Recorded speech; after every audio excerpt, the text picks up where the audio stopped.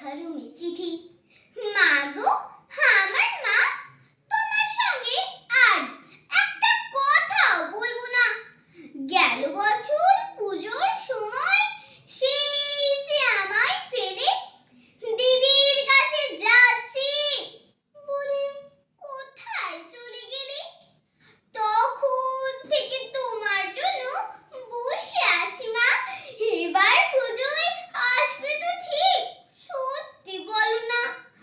বাবাটা আমার এতই বোকা, কিচ্ছু জানে না। যতই বলি কাল আসবে মা, মোটেই মানে না। আমার জন্য ভেবো না মা, আমি ভালোই আছি। কদিন আগে বাবার সঙ্গে গিয়েছিলাম রাঁচি। বিল্টু মামা, চুমকি মাসি খেলা দিল কত। আমি কি আর যত্ন করে রাখতে পারি অত? ফেরার সময় ঝুমঝুমিটা ভেঙে গেল পড়ে। সত্যি বলছি, আমি না মা ভাগিনি ইচ্ছে করে। ওই দেখো মা, একটা কথা বলতে গেছি ভুলে, ময়নাটা না পালিয়ে গেছে পরশু খাঁচা খুলে।